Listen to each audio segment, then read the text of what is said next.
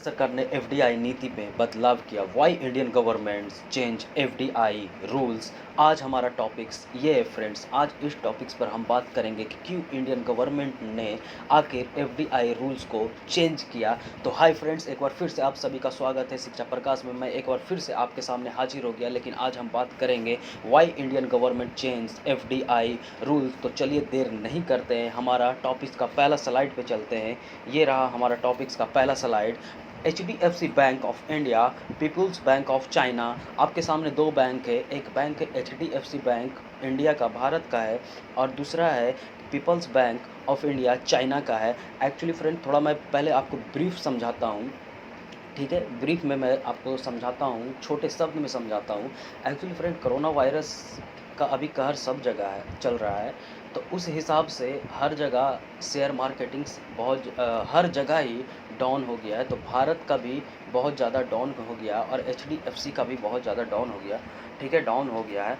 उस हिसाब से ये चाइना के पीपल्स बैंक क्या करते हैं कि यहाँ के HDFC के शेयर्स को कीनते हैं। पहले इतना समझिए, कहाँ के HDFC के शेयर्स को कीनते हैं। किस वक्त कीनते हैं? जब हमारा शेयर्स बहुत ज़्यादा नीचे गिरा हुआ है, ठीक है। ये ब्रीफ हुआ। अब समझते हैं कि आखिर एफडीआई है क्या, पहले वो समझते हैं, ठीक है। मैं एक स्लाइड लेता हूँ, मैं यहाँ समझाता हूँ एफडीआई है क्या। एफडीआई का फुल फॉर्म होता है, सबसे पहले वो जानिए, फॉरेन डायरेक्ट इन्वेस्टमेंट, ठीक है। फॉरेन डायरेक्ट इन्वेस्टमेंट मतलब विदेशी कंपनी भारत में आकर निवेश कर सकती है, इन्वेस्टमेंट कर सकती है। एफडीआई का मतलब ये हुआ। अब एफडीआई में भी गवर्नमेंट ने दो रूल बनाए हुए हैं। पहला रूल ध्यान से समझिएगा, एक है ऑटोमेटिक रूट, ठीक है, और दूसरा है गवर्नमेंट रूट, ठीक है। ऑटोमेटिक रूट और गवर्नमेंट रूट। तो what is the difference between automatic route और गवर्नमेंट रूट? आखिर ऑटोमेटिक रूट में और गवर्नमेंट रूट में क्या अंतर है, मैं वो समझाने जा रहा हूँ, ध्यान से समझिएगा। Automatic routes it's means that कि कोई भी विदेशी कंपनी भारत में बिना गवर्नमेंट के पूछे हुए आकर निवेश कर कर जा सकती है और बाद में आरबीआई को बता सकती है।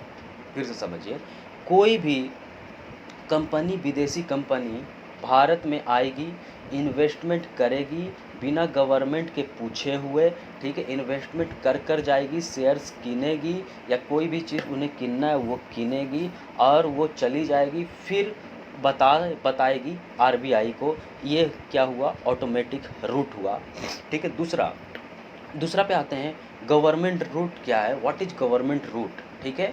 तो गवर्नमेंट रूट वो है कि कोई भी कंपनी अगर आएगी तब क्या करेगी, सबसे पहले गवर्नमेंट से पूछेगी, ठीक है। सबसे पहले गवर्नमेंट से पूछेगी, तब वो शेयर कीन सकती है। अगर गवर्नमेंट बोला कि हाँ आप ये शेयर कीन लीजिए, तभी किनेगी, नहीं तो नहीं किनेगी। आई होप कि आपको दोनों में अंतर समझ में आ गया होगा कि ऑटोमेटिक रूट और गवर्नमेंट रूट क्या है, ठीक है। इसमें भी बहुत सारे रेस्ट्रिक्शन हैं, तो मैं वो बताने जा रहा हूँ, आप समझिएगा ध्यान से, ठीक है।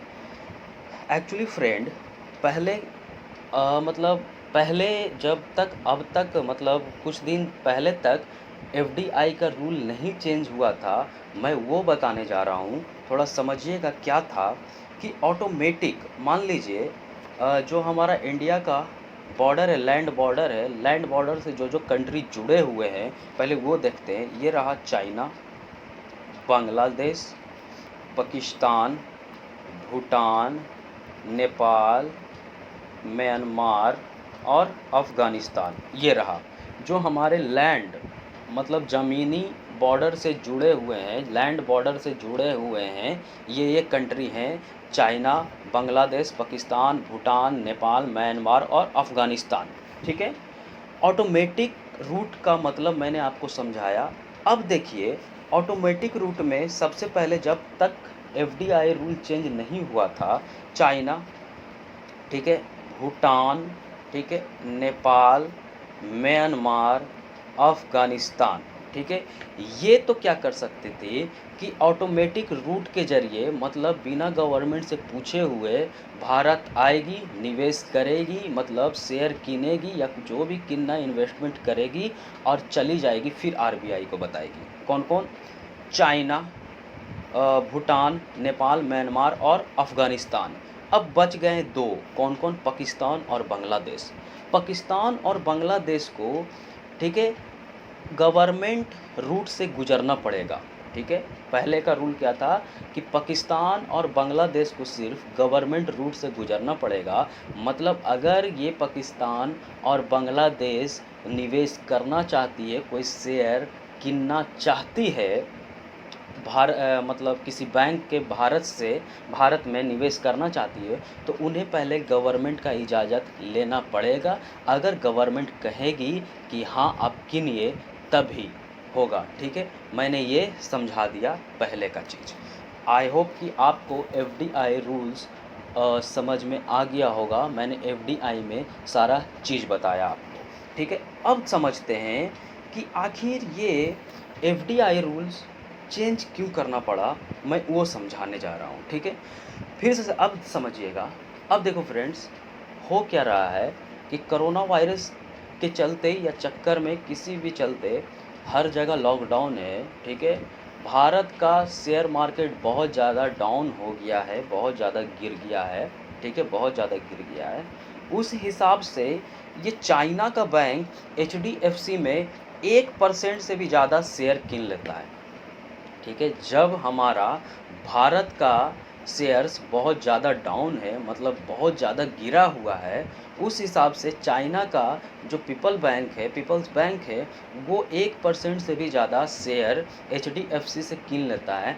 इसका मतलब आप समझिएगा, मान लो क्या हुआ, मान लो अभी हम लोग, अगर हम कहीं ज़मीन किनने जाते हैं, तो ज़मीन अभी क्या सस्ता में मिल जाएगा? सस्ता में मिल जाएगा, मतलब हम वहाँ इन्वेस्टमेंट कर रहे हैं कि हमें ज़मीन सस्ता में अभी मिल जाएगा।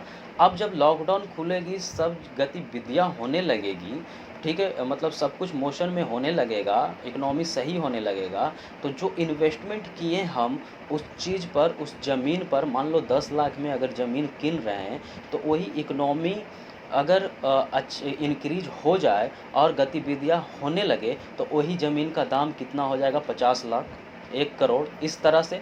मतलब 10 लाख हम इन्वेस्टमेंट कर रहे हैं, लेकिन बाद में हमें कितना फ़ायदा हो रहा है? वही ज़मीन बाद में 1 करोड़ में बेच देंगे हम, तो फ़ायदा किसको है? हमें फ़ायदा है, ठीक है। आखिर हम उस ज़मीन का मालिक बन गए, ठीक है। वही पीपल्स बैंक ऑफ चाइना ने क्या किया कि अभी पूरे देश कोरोना वायरस से जूझ रहा है, भारत में पूरा शेयर मार्केट डाउन हुआ है, सब कुछ डाउन हुआ है। उस हिसाब से यही चाइना का पीपल्स बैंक करता क्या है, 1% से भी ज़्यादा हमारे एचडीएफसी बैंक से कीन लेता है। इसका मतलब ये है फ्रेंड कि एचडीएफसी बैंक का शेयर तो किन लेता है, मतलब यही है कि, मतलब ये क्या चाह रहा है कि जब इंक्रीज हो, मतलब लॉकडाउन रिलीज हो जाए, लॉकडाउन से रिलीज और सारा गतिविधियाँ हो जाए, तो इसका तो शेयर्स बहुत ज़्यादा चला जाएगा, बहुत ज़्यादा इंक्रीज हो जाएगा, ठीक है। अब मान लो अगर ये शेयर्स लगाते चला गया, कीनते चला गया, तो क्या करेगा? मतलब इस कंपनी पर भी मतलब एक ओनर की तरह काम करने लगेगा, मतलब जो बोलेगा वो करना पड़ेगा। तो इसी हिसाब को, इसी चीज़ को देखते हुए कि इंडियन गवर्नमेंट ने, हमारे सरकार ने एफडीआई रूल्स को चेंज किया। आई होप कि आपको ये बात समझ में आ गया होगा। अब समझिए कि न्यू एफडीआई रूल्स क्या है, मैं वो समझाने जा रहा हूँ आपको। क्या है न्यू एफडीआई रूल्स, क्या है मैं वो समझाने जा रहा हूँ। न्यू एफडीआई रूल्स है फ्रेंड कि जितने भी लैंड हैं, भारत से जुड़े हुए जितने भी लैंड बॉर्डर हैं, ठीक है, चाहे वो चाइना हो, चाहे वो बांग्लादेश हो, चाहे वो पाकिस्तान हो, चाहे वो भूटान हो, चाहे वो नेपाल हो, चाहे वो म्यांमार हो, चाहे वो अफ़गानिस्तान हो, ठीक है, उन सभी को अब गवर्नमेंट रूट से गुजरना होगा। कहाँ से? उन सभी को अब गवर्नमेंट रूट से गुजरना होगा, ठीक है। मतलब जब तक आप सरकार का, गवर्नमेंट का परमिशन नहीं लीजिएगा, जब तक आप इन्वेस्टमेंट भारत में नहीं कर सकते, ठीक है, समझना फिर से। बॉर्डर है, भारत से जुड़ा हुआ बॉर्डर है, ठीक है, लैंड बॉर्डर है। चाइना, बांग्लादेश, पाकिस्तान, भूटान, नेपाल, म्यांमार, अफ़गानिस्तान, इतना बॉर्डर है, ठीक है। अब इस सभी को अगर भारत में निवेश करना है, कोई शेयर किनना है, इन्वेस्टमेंट करना है, तो गवर्नमेंट का परमिशन लेना होगा, गवर्नमेंट से होकर गुजरना होगा। अगर गवर्नमेंट कहती है कि आप शेयर किन सकते हैं तब किनिए, नहीं तो किसी को किनने नहीं दिया जाएगा, ठीक है। ये है हमारा नया एफडीआई रूल्स। अब देखो सरकार कितना तेज़ है, हमारे सरकार कितने तेज़ है, इंडियन गवर्नमेंट सरकार इतने तेज़ है। हमने सीधा चाइना को टारगेट नहीं किया, ठीक है, चाइना को डायरेक्ट टारगेट नहीं किया। मैंने चाइना के बारे में बोला भी नहीं। मैंने क्या किया कि गवर्नमेंट रूट से सभी को गुजार दिया, ठीक है। मैं एक स्पेसिफिक कंट्री को मैंने ये नहीं बोला कि चाइना तुम सिर्फ गवर्नमेंट रूट से गुजरोगे, जब तक तुम हमसे पूछोगे नहीं, जब तक तुम्हें नहीं दिया जाएगा, नहीं, ठीक है। हमने क्या किया कि हमने जितना भी भारत से लैंड बॉर्डर हैं सभी पे ये रूल लगा दिया, ठीक है, लगा दिया, ठीक है। आई होप फ्रेंड्स कि आपको समझ में आ गया होगा। उससे पहले पाकिस्तान और बांग्लादेश तो था ही कि गवर्नमेंट रूट से गुजरना पड़ता, लेकिन अब सभी को गुजरना पड़ेगा, इवन चाइना भी, ठीक है। ये रहा हमारा FDI rules. I hope friend, I hope guys कि आपको सब कुछ समझ में आ गया होगा। अब देखिए, अब एक एक स्लाइड पढ़ते जाइएगा जो मैं समझाया हूँ। एक चीज़ और मैं बता दूँ, अगर 50 बिलियन कोई फॉरेन कंट्री से अगर कोई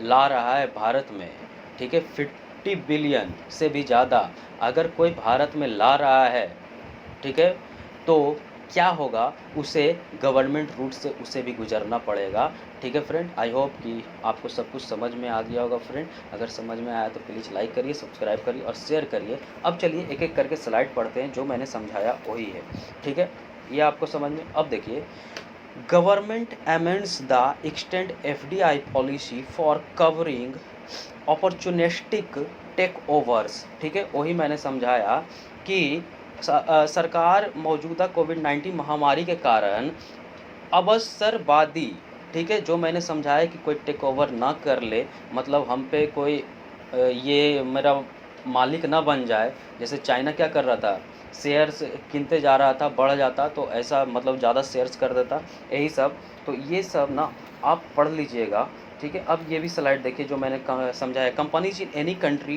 that shares are border with India will have to approach the government for investing in India and not go by automatic route.